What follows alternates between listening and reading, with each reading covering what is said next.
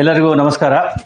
ಇವತ್ತಿನ ವಾರದ ಮಾಧ್ಯಮ ಗೋಷ್ಠಿಗೆ ಎಲ್ಲ ಮಾಧ್ಯಮ ಮಿತ್ರರ ಸ್ವಾಗತ.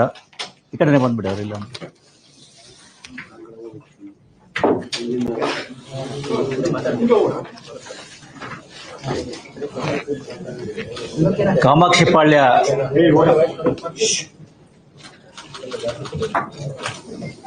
ಕಾಮಾಕ್ಷಿಪಾಳ್ಯ ಪೊಲೀಸ್ ಠಾಣೆಯಲ್ಲಿ ವರದಿಯಾಗಿರ್ತಕ್ಕಂತಹ ಒಂದು ಕೊಲೆ ಪ್ರಕರಣದ ಹಿನ್ನೆಲೆಯಲ್ಲಿ ಕನ್ನಡ ಚಲನಚಿತ್ರರಂಗದ ಓರ್ವ ನಟರನ್ನ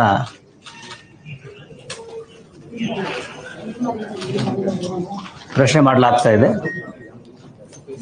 ಈ ಕೊಲೆ ಪ್ರಕರಣ ಆಗಿರ್ತಕ್ಕಂಥದ್ದು ದಿನಾಂಕ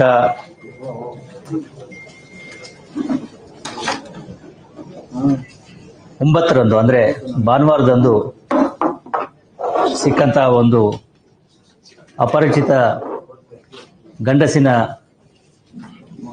ಶವದ ಆಧಾರದ ಮೇರೆಗೆ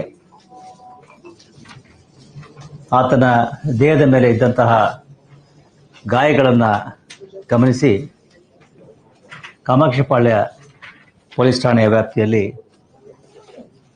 ಕೊಲೆ ಪ್ರಕರಣವನ್ನು ಭಾನುವಾರದ ದಿವಸವೇ ರಿಜಿಸ್ಟರ್ ಮಾಡಿಕೊಳ್ಳಲಾಗಿತ್ತು. ಅದಾದ ನಂತರದಲ್ಲಿ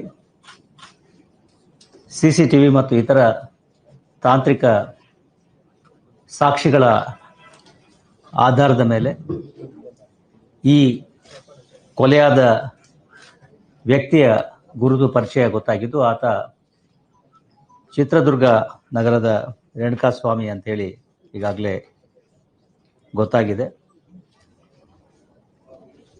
ಅದರ ಆಧಾರದ ಮೇಲೆ ಮುಂದಿನ ತನಿಖೆಯನ್ನು ಕೈಗೊಂಡಿದ್ದು, ಅದರಲ್ಲಿ ಈಗಾಗಲೇ ಹೇಳಿದ ಹಾಗೆ ಕನ್ನಡ ಚಿತ್ರರಂಗದ ಓರ್ವ ನಟ ಹಾಗೂ ಆತನ ಸಹಚರರನ್ನು ನಾವು ಬಂಧಿಸಿ ಕೂಲಂಕುಷವಾದಂತಹ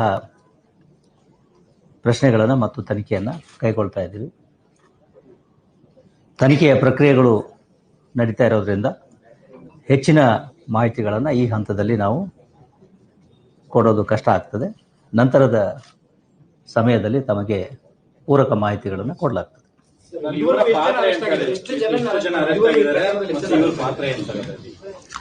ಈಗಾಗಲೇ ಹೇಳಿದ ಹಾಗೆ ಈ ಎಲ್ಲ ವಿಷಯಗಳಿಗೆ ಇನ್ನೂ ಸ್ವಲ್ಪ ಸಮಯ ಬೇಕಾಗ್ತದೆ. ದರ್ಶನನ್ನ ವಶಕ್ಕೆ ಪಡೆದು ಈಗ ಪ್ರಶ್ನೆ ಮಾಡಲಾಗ್ತದೆ. ಮುಂದಿನ ಪ್ರಕ್ರಿಯೆಗಳು ಮುಂದೆ ನಡೀತವೆ.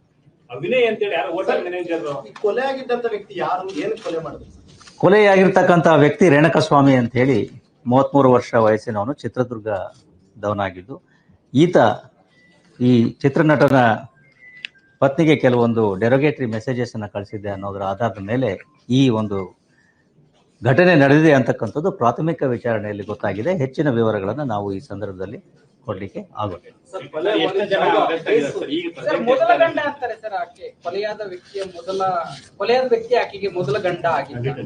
ಎಷ್ಟು ಡೀಟೇಲ್ಸ್ ಅನ್ನ ಹೇಳಬಹುದು ಅಷ್ಟು ಹೇಳಿದ್ದೇನೆ. ಹೆಚ್ಚಿಗೆ ದಯವಿಟ್ಟು ಕೇಳಬೇಡಿ.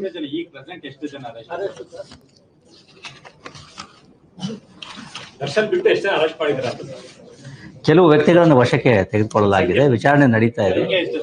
ಸುಮಾರು 10ಕ್ಕೂ ಮೇಲ್ಪಟ್ಟು ಅಂತ ಹೇಳ್ಬೋದು.